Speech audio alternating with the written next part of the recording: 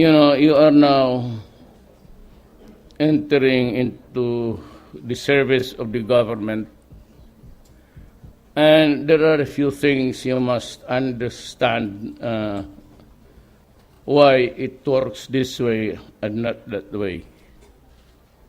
Alam mo, I run on a platform of no graft, less crime, suppress the drug problem, which has gotten out of hand,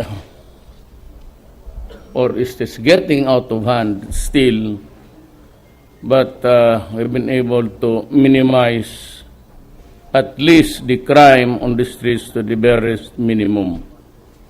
I do not promise you perfect peace because this is not heaven, but I commit myself to do everything not to compromise the next generation. If we have the numbers of 3, as Pidea said 3 years ago when I was the president of the Philippines, and you will just put it at a very liberal incremental increase, that's about the 700,000 that are surrendered and sought rehabilitation. That number is staggering and it scares you. Because if I do not interdict this problem now, I am not pulling my own chair, but I would say nobody can do it if you just look at the horizon of politicians thereabout. Walang makakaya nito kung ang susunod na presidente, yun lang rin nakikita ninyo at rin ang tatakbo. You are in hellhole ka dyan. So, tingin ko, since wala naman akong ambisyon maging barangay captain uli, I am the president without re-election. I might as well just do it my way. Bahala na sila. But kayong sa gobyerno, I appointed you, then you must understand how it is to me. Alam mo, isa lang ang bayan ko.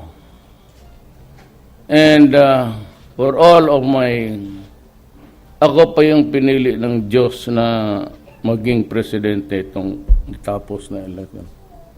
I do not claim any greatness. I do not have special credentials. As a matter of fact, hindi ko kayo pinapatawa, it took me 7 years to finish high school. And, no, I just, until my father died and the cold realization that life's getting to be dangerous for me. And that was a time that I was able to. Now, I am a grandson of a Moro Maranao lady. Ang lola ko, Chinese. Lola ko, Maranao, lolo ko, Chinese. Tatay ko, talagang Cebuano. And since we trace our lineage in accordance with my father's, ang sinasabi ko pag tinatanong niya ako, ano ka, Bisaya? But look, I've never stayed in the Visayas even for a day. Ang ano ko lang dito is, yung, nakita mo yung speech ko, I will fight crime, drugs, and corruption. I did not include, mind you, if you still remember, the Mindanao issue in relation to public order and safety. Kasi nandyan na. So, as a matter of fact, one of the strongest reasons that impelled me to run was nobody, even just for statement na but to be talking about Mindanao. And Mindanao would never heal. Ako, pinadalan ko ng dagdag ng but it is really masakit sa akin to kill a Moro or to kill a Filipino for that matter. Kaya I sought early to have peace with the communists. We are talking, maybe in the fullness of God's time, we will succeed. We have connected with the MI. They are talking. As a matter of fact, they are helping us in the war against drugs. By the way, I did not say that I'm going to just pursue and prosecute. I declared war sa droga kasi hindi ito madala ng pulis-pulisan lang. So I raised that to the level of a national security threat, which really is, and called upon the army and the military to assist. Now, DMI is assisting us. We should be thankful for that. Ngayon, nandito naman yung Sinur, but no blows hot and cold, but apparently he has close control of some of the factions there. For example, yung Abu Sayyaf, it's no longer. So I have to navigate the stormy waters of that area there where I can find a formula. Bakit galit? Well, in 1521, when Magellan landed in Leyte, Mindanao was already 100% Islam. We were part of the Sri Visayas empire of the Malay race. Kaya lang, we revered the leader there, not by really the force of arms, but the blood. Nung dumating ang Espanyol, pinilit nila ang kunin ang Mindanao. And they knew that there were already Islam people there. Lahat Islam na, by 100 years ahead. Ngayon gustong pinilit nila, and there were massacres. Then came the Americans because of the Spanish-American War. The Spaniards lost, and one of the concessions that were given to the Americans by the Spaniards was to cede the Marianas, Guam, kaya mga pangalan na yan dyan, Pilipino, and the Philippines, to include Mindanao. Mindanao resisted the Spaniards because they bought with them the religion, Christianity. Then they bought the people there. Then they enlist their cannons for those who did not obey. And so Visayas, with the sprinkling of few more settlements, surrendered hanggang Maynila. But Mindanao, because of its contiguous, hindi bang kalatagay ng Visayas, so walang tapuncho, Mindanao stood on what was really the rallying point there. Islam. So ngayon, I have to face the Muslim secessionist threat. I have to deal with the communists. I have to deal with the Abu Sayyaf. And that's going to be a problem. Now, why? Despite or in spite the passage of so many illustrious leaders, sila Pindato noon, sila si many others. Bakit? Bakit mahirap? Why does, despite of the billions poured by Marcos noon, hanggang, kung titignan mo dyan sa Public Works Office, kung lahat na ibuhos doon talagang totoo yung mga appropriations yun, amount to be millions, the highways of Basilan would have crisscrossed already. Pag idugtong-dugtong mo, abot na ng Mindanao Island yan. Why?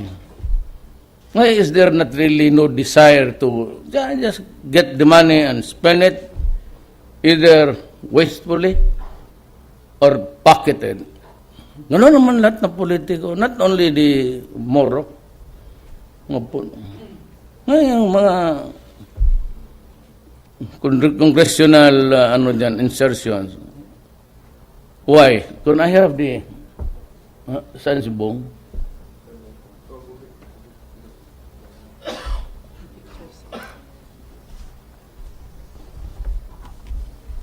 Hindi ako nag-intriga sa inyo. Ang akin lang kasi, ang Amerika, napaka-hipokrito. They actually know that I have a serious problem here. 3 million plus for the Philippines. 4 million for Widodo of Indonesia. So we discussed this problem. Paano ito address? Nagkikriss-cross ang droga dito sa atin. Not only that, the Jemaah Islamiyah sometimes visit us here, paputukin kami. Sometimes naman sa inyo, dyan sa downtown mismo, nagratratang kayo. Sabi niya, well, we'll just have to help each other. Sabi niya noon, nandyan si mga coffee, nandyan kami. Kaibigan ko lahat except dalawang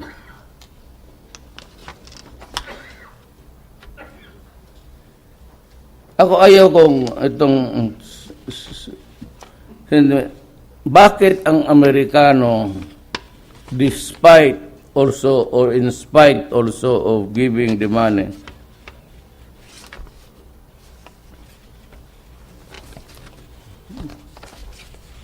this is really the massacre of Budako.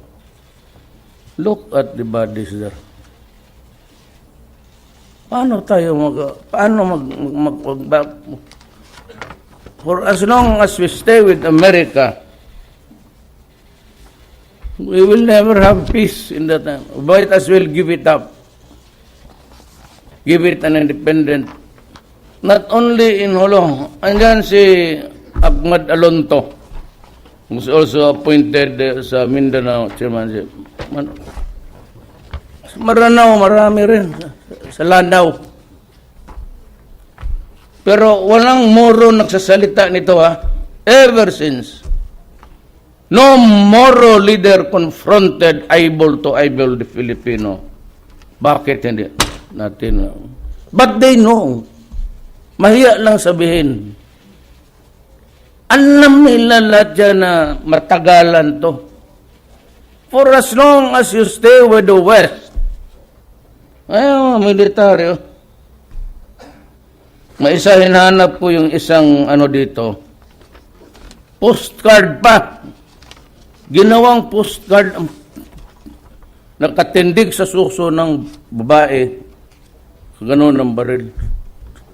Ginawang postcard. Meron yan.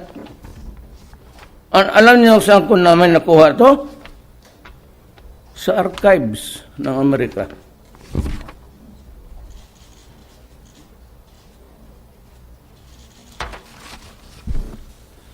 Kaya yung mga special forces, they have to go. They have to go in Mindanao. Maraming mga puti doon, they have to go. Reirond ko yung foreign policy. Hindi ko lang masalita noon, out of respect, or I do not want a rift with America. But they have to go. Dito sa mga mas lalong iinit. Makakita ng Amerikano yan, patayin talaga yan. Kukunan ng ransom yan, patayin. Even if you're a black or a white American, basta Amerikano ka. Kaya yung sino yung sa kung Pilipino ka, medyo palakihan lang ng pero nagalit ako the last time, not because he was a Christian, I am a Christian, I am a Muslim. Basta lang ako magsimba. Kung nandyan yung, if it is a Friday and I'm there, I go to the mosque and pray. Kung sa simbahan ako mag-abot, well, basta walang pare, I do not want to listen sa, do not moralize on me, kagaya ka sa mga. So itong Amerika, una binanatan ako, sinong bibira? Yung Amerikanong sabi na raportor dito, and threatening me, bringing me to the International Court of Justice. So si Ban Ki-moon, maya nagsalita si about human rights. Yung tapos, ang sagot ko, lahat na gano'n yun. But yung sinabi kong minura ko siya, I swear to Allah, I never mention his name. Sabi ko, huwag ninyong gawin yan under your review the tapes. Huwag ninyong gawin sa akin yan. Kasi pag ninyo akong bababuyin. Ang hinihintay ko doon si Ban Ki-moon, pati siya, si Obama. Pero I never mentioned the name. But they responded hurting words. You know, Mr. Obama, when you accuse me of killing, which you do not have also the facts anyway, whether legitimately killed in an encounter with the police, or those simply murdered by their cohorts, wala kang ipinakita. And you said, Duterte hurting words. What? You cannot even, you have not even apologized to the Filipino nation. Why only to the Moro? Are they not Filipinos also? It was just a question of religion who came in first. But they are our Malay brothers, our blood. And when you do not ask, he who is without sin cast the first stone. Ang Iraq, pumasok ang Britain pati Amerika on the sole allegation that there were weapons of mass destruction. They killed Saddam because of his strong man. And where is Iraq now? It is a failed country. Pinakialaman nilang Libya, they supported the rebels of Syria. Look what happened. All failed states.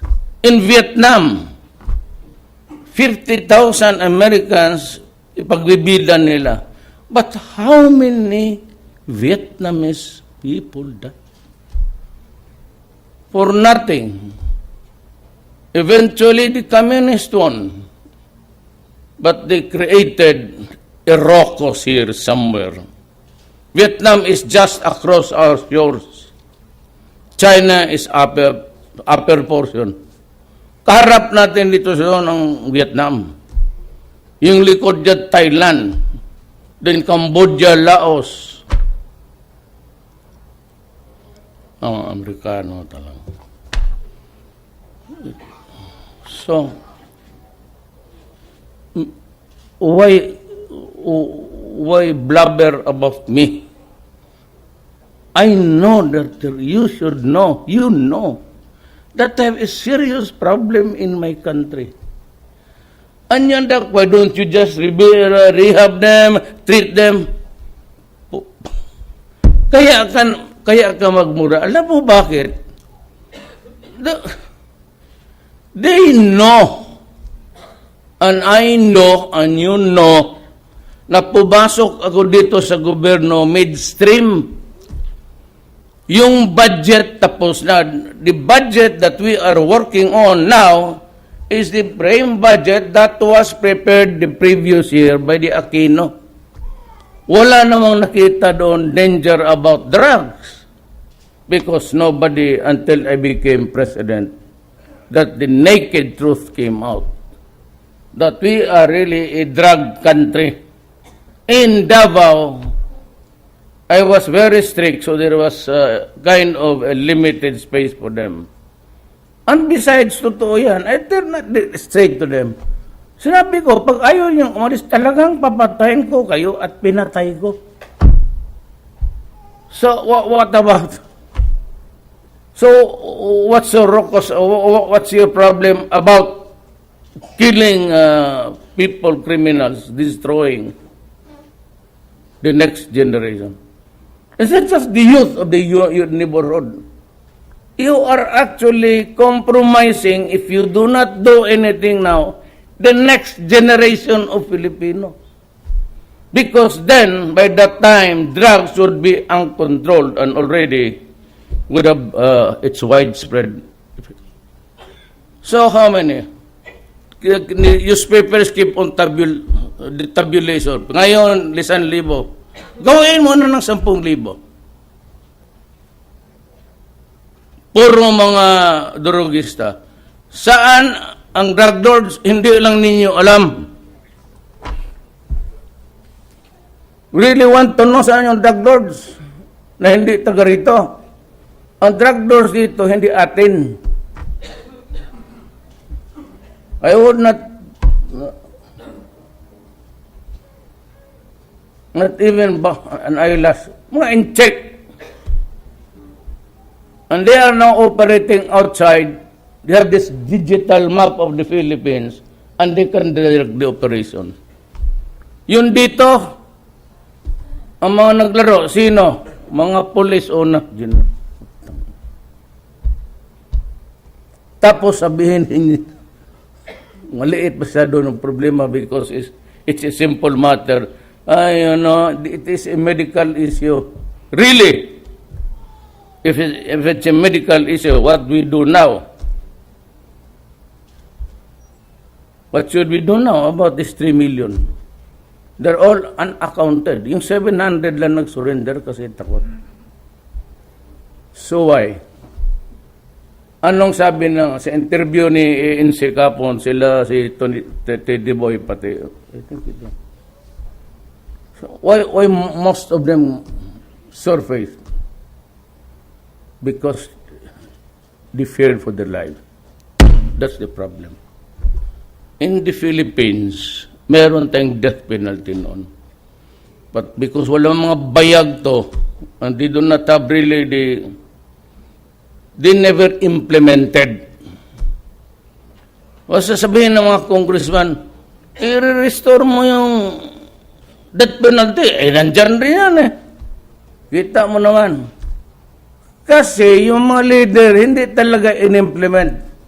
Kung ako ang nag-leader noon at nilagay niya ako for the last 17 years,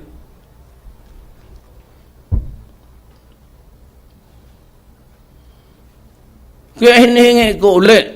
Kaya the argument is, wala, may death penalty noon. Wala man. Wala namatay, wala.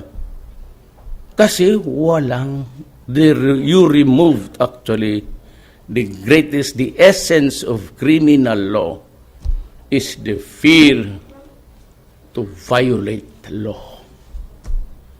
What prevailed was not the fear of the law, but the impunity and the absence of accountability. Kasi pag general na, pag governor na, pag mayor na, walang maglapit kasi takot. O, kita mo ako, sinabi ko, bigyan ko ng 24 oras, papatayin ko kayong lahat. Eh, di governor mayor, takbuhan sila, pawis-pawis. Kasi walang takot. Maski anong, however you bring the matter to a physical or mythical or a spiritual issue, for as long as the essence of fear is not there, fear of accountability, may papanagutan. Kaya gusto ko nga, death penalty. You answer for your deeds so that you will not be prevented. If you do it, alam mo, there are lawyers here. There are two theories of criminal law, criminality. One is the positivist theory. Ito yung sa Amerika.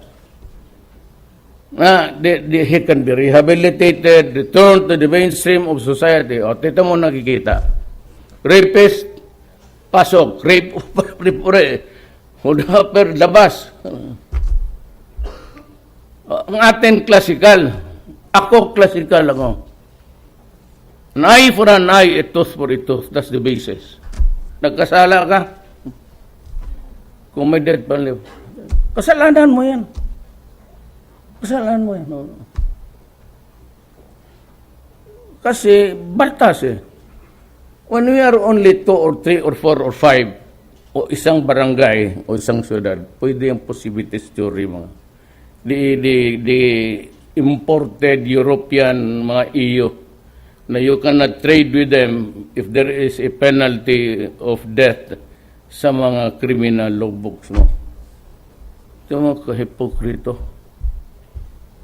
It was Britain and America who entered there. Who divided, by the way, the Middle East? It was France, America, and Great Britain. They divided, they invaded it many times before. Got the control of their oil and this partition at yung Iraq, Iran. Huwag na tayo magbulahan ganon.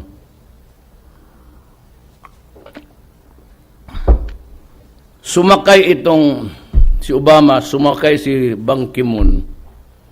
Dito sumakay. Alam mo kung ninong laro ito? Oo, ayaw ko lang sabihin.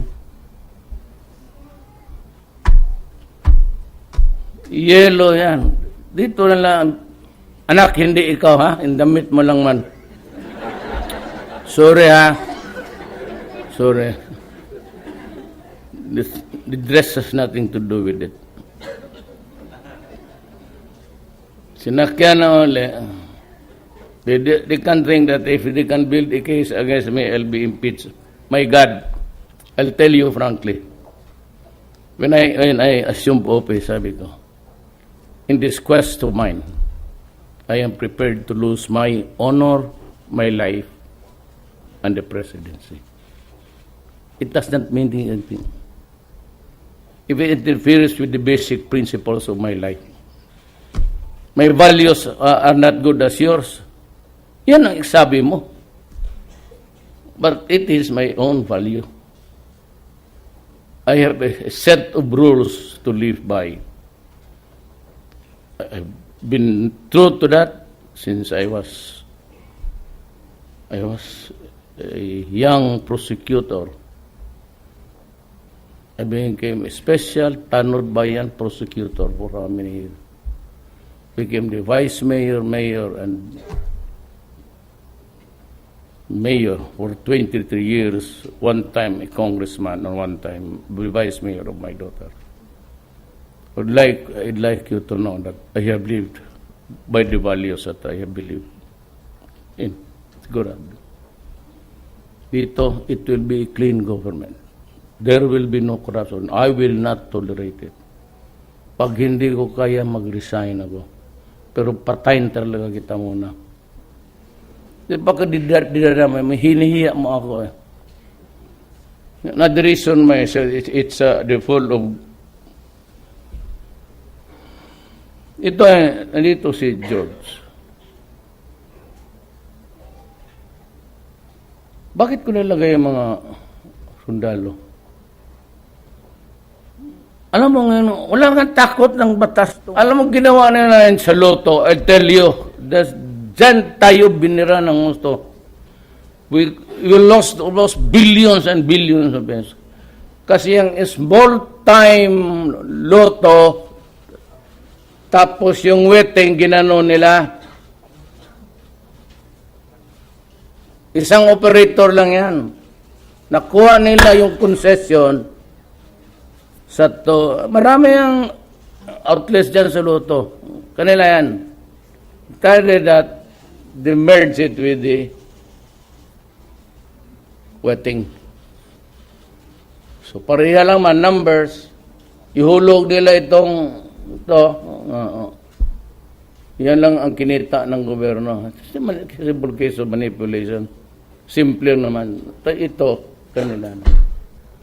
Hindi ito malalagyan mo yan ng babae na honest o lalaki na papatayin lang yan. Pilipino pa yan. May maambus yan. Sabi ko dito kayo sa pulis mo na. Lagay ko, yung Marines. Si George naman. Kilala ko itong mga generals na ito. Really, truthfully honest. I have observed it during my time. They were doing their, building their careers in Mindanao. Wala akong narinig dito sa kanila corruption. So sila ang kinuha ko. It's a very limited arena because sila rin nakilala ko noon. Maraming honest na military. The problem is I do not know them. So yung mga honest na dumaan doon, yung mga classmate ko sa dormitoryo dito, pati yung sa eskwelahan ko, yun ang mga tao na hindi naman ako imbitado dito sa Manila ng mga social gathering. I was nobody who would ever invite me yung sa debut. Wala kami noon, mahirap lang. Wala na ako pag alam kung sino kami. Pero Budaho, just let me, the first battle of Budaho was known as the Budaho Massacre. Was a counter-insurgency action fought by the United States against the Moros in March of 1906 during the rebellion phase of the Philippine-American War. Marami tayo. Spanish-American, Spanish-Filipinos. Tapos Spanish-Americans, Americans-Filipinos. May gera tayo sa kanila. So, we claim this because it was a war against kanila to. Come on. If you want, I'll give you each and every one. Tutulo-luha mo dito.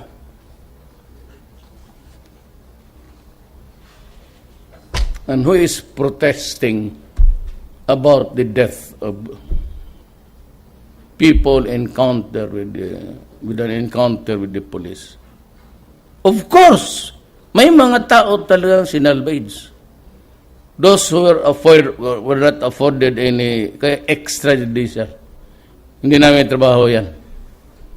Pero kung ako noon, hindi ako makagalaw. Ako, anong sundalo ako, assign sa Mindanao, ang nako na rape, namatay. Hindi ako walang leader na, ngayon, pagdating ko, inakyo, pag wala kayo niyan, I'll give you 3 months to do it. You're all out of the service. Huwag mo ako mag-sweldo ako tapos wala kayong trabaho. Sige, hanapin mo. And I end by saying that, sila mismo ang mga abogado ng doktor ng West, constant use of shabu, even after 6 months. It will shrink your progressively. Every time you do it, it shrinks your brain. So 1 year, you are no longer viable for any rehabilitation. Wala na. Tapos na. So kung itong mga 3 million ito, mga gunggong to, you have a choice of what? Patayin mo, galigin mo, pakain mo na lang niya sa mga hayop. O we wait for the next budget. Wala akong pera sa budget pan. Who would ever realize, who could ever project that when I would come in and start pressing the buttons, they would come out by the hundreds of thousands. And we would be placed in a position. Kaya ako nag-appreciate sa China. Isip ko, kayo lang rin ang dala dito, they're cooking it. Sabi ko, pag nagluto ka ng shabu, dyan sa international, parang abutan ka ng mga cutter o Pilipino, sabihin ko, pasabugin mo. Huwag kang matakot. We can always confront them. Let's say kayo, you want your cake and eat ito? Pasabugin mo. Ganon rin ang pinag-usapan namin ni Widodo. Piracy. Piracy is a crime against humanity. Wherever you are and you're caught, you can be tried in that jurisdiction. Pasabugin mo. Paano natin malaman? Habulin mo muna. Pag nakita mo gano'n, if you see just a single basket shotgun luma, pasabugin mo na. That's the agreement between Widodo. Destroy the enemies of humanity. Maraming salamat po.